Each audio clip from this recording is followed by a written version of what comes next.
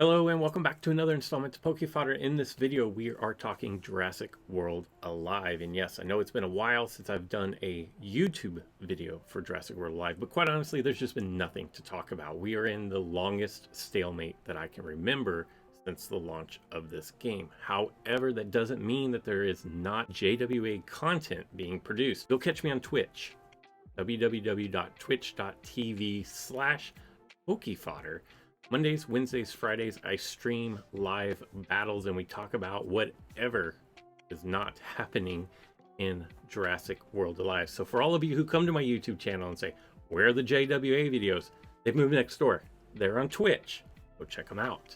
But I do feel like there is something to create a video on for now, and that is going to be the release of the final family group for co-op play.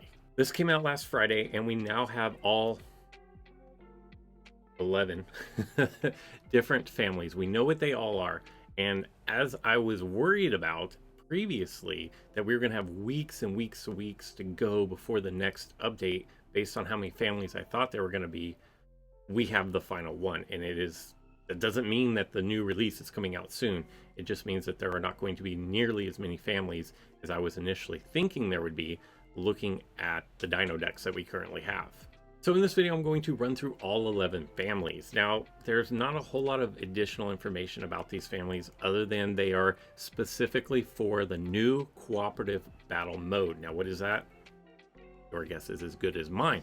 But suffice to say that somehow, some way, we are going to be able to team up with our alliance members or our friends and battle allegedly really strong foes in some shape or fashion. Other than that, we're just going to have to wait until the release is here or until Ludia gives us more information. And with all of that being said, let's check out the first family. It is the Stegosaurus family. This family is going to decelerate the whole opponent team with area of effects Thagomizer. Now, area of effects, as best as I can gauge off of these releases, is it affects the whole thing. So apparently we're not going to be battling just one opponent. We're going to be battling a team of creatures. And so the Stegosaurus family, if you have any of these, the Carnotarchus, the Disungaia, the Kentrosaurus, the Miragaia, the Stegodius, the Stegosaurus, the Tujangosaurus, or the Wooersaurus, if you have any of those on your team, they're going to decelerate the entire opponent's team. So if your opponent has a raptor and something that's already slower, they're both going to get slowed, it looks like. Stegosaurids that counterattacked now mostly focus on deceleration instead of armor piercing. There's no word as to if this counterattack change is going to be on the individual creature in arena battles or if it's going to be a uniform across the board change. Specifically with Miragaia, it has an armor piercing counterattack.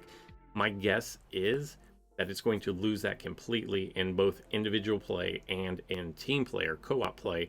It is now going to have the deceleration instead of the armor piercing. Again, that is just speculation. The second family is going to be the counterattacking medium Theropods. Very specific little group here. The medium Theropods taunt the opponent's team attacks while deploying shields. I'm not really sure what taunt is. It's never actually been defined as best as I can tell. My guess is that it's going to be a distraction of some kind. They're taunting them. I don't, other than that, I don't know. Counterattacks specialize in anti-tank, rend, shattering, and or armor piercing. This family is made up of Carnotaurus, Concavenator, Brachiosaurus, Lythornix, Majungasaurus, Megalosaurus, Ankylosaurus, and Rhinoceros. The third group is going to be the damage increasing medium Theropods. This is a really small group. They're going to give damage increasing ferocious buffs to the whole team. My guess is if you are familiar with the Baryonyx Gen 1 or 2, Irritator or Triostronics, they'll have that ready to crush move. It looks like that is going to be applied to the entire team, and it's going to perform defense shattering attacks, which is going to be really nice. Very similar to what we already have with Triostronics, I believe. Probably not the full immunity that Triostronics has, but some kind of a mix of that entire group. The next family is going to be the tall-legged Crocodilia.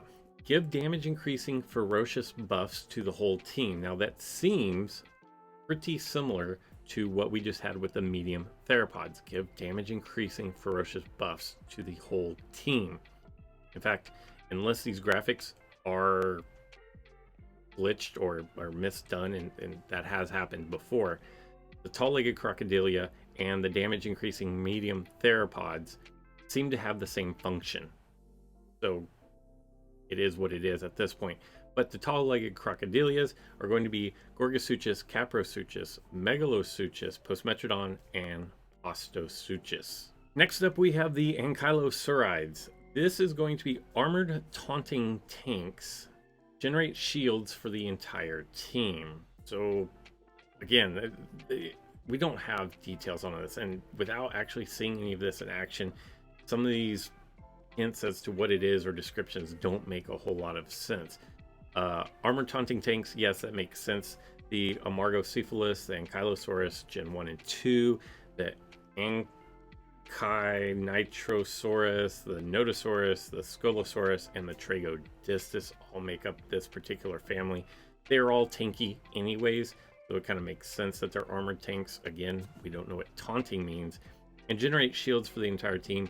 Maybe that's, you know, where you have Tragodistus has the move where it puts up the shield. The shield is going to apply to your entire team. Now remember, if it does it for your entire team, that means if the AI is using this, it's going to apply to their entire team as well. Moving on, we have the Sauropods. This is a group that was wildly underrepresented for a long time. It's Amargosaurus, Apatosaurus, Odontosaurus, Argentinosaurus, Gemini Titan, Gigaspikosaur, and Nodopatosaurus. Area of effect, we've talked about that before, speed control. So it's going to decelerate the entire team, and area of effect damage. Not exactly sure what that is, unless it is a self buff, it increases the damage over your entire team. Similarly, we have the Brachiosaurid family. This is going to be another small group. It's only 4. Ardensis maxima, I believe, is our first unique. Let me scroll back through the list here and see. Oh no, we had Diorajosaur. So it's our second. Ardensis maxima becomes our second unique creature to fit into a family. It's got Brachiosaurus, Draphotitan, and Nodopatotitan. High HP taunters, shield, and speed control is all it really says about these. It sounds kind of like what you expect out of Ardensis maxima currently is going to be applied across the board to all of these Brachiosaurids. Moving down the list, next up is the Entelodon Tide, I guess is what that is. These are all relatively new creatures to Jurassic World Alive, and they are in their own little family. Defense, shattering, area of effect, and mutual fury. Mutual fury is an amazing move when used properly. Go check out Game Press. They have an article on when to use mutual fury if you are unsure as to when to best utilize that. It's a really good write-up there. But this family is going to consist of the Archaeotherum, the Entelodon, Entelomoth, and the Keratoporcus. Very small little group here, but they're the piggies. Next up is the smallest group out of all of them, and it is going to be the turtles. We have 3 of them: Carbonimes, Arboceratops, and Meolania. As you would expect, based on Carbonimes alone, it looks like this family is going to take on those attributes. They're going to be heavily armored taunt tanks and have superior vulnerability. The move you guys know, where you do the attack and then your opponent is going to receive extra damage on a subsequent attack. As we enter the home stretch, we have the family of Hadrosaurs. This is going to be your Dilorhynchus, your Diloranosaurus, your Edmontoguanodon, Edmontosaurus Iguanodon, Maiasaura, Oranosaurus, Paramoloch, Parasaurolophus, Tenontorex, and Tenontosaurus. Without going back and double checking, I would say that this is probably the largest group of all of them, and we have 2 unique hybrids included in this. Really interesting mechanics here that I'd like to know more about with the Hadrosaurs is going to be they have lowest HP and or multiple target healing. I assume that is going to be on your own team, and then group cleansing as well. These look like they're going to be the medics, if you will. If you're thinking like a group team build, these are going to be your healers. So very interesting to see how this plays out.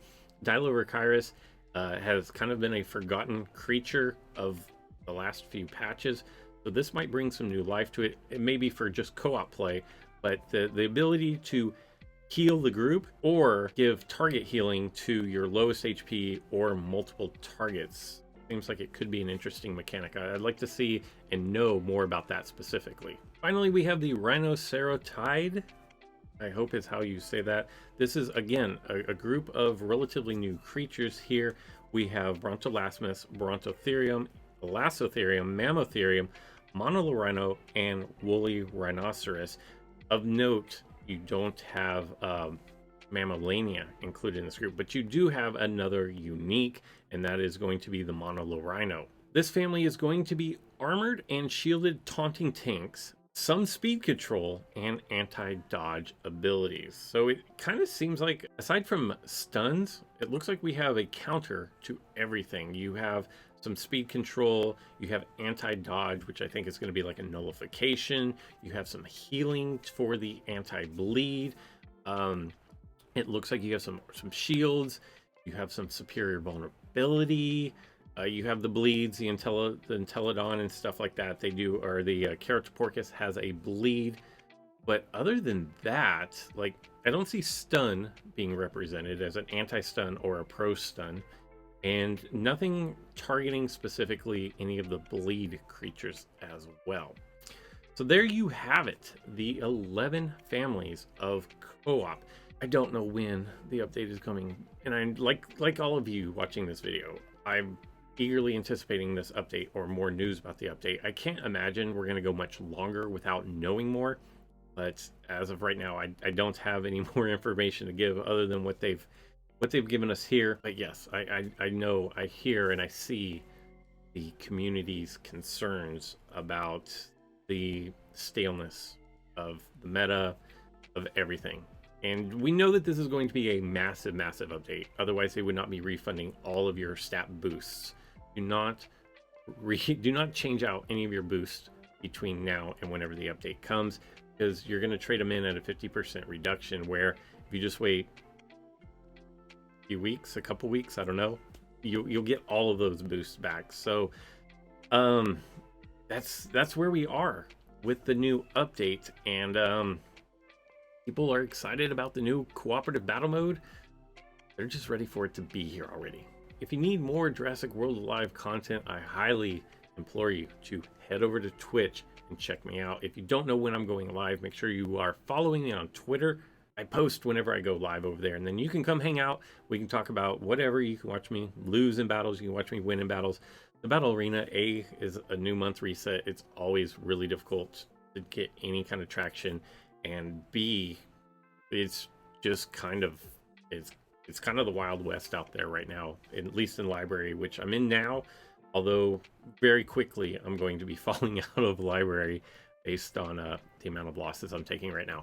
And since you've made it this far in this video, make sure you check in the description below. There will be a link from Ludia to 50 free hard cash. They give that to me for every week, but through the end of July. I don't know about after that, so make sure you claim that. If you miss your opportunity to claim it, I do post the same code each week on my Twitch stream.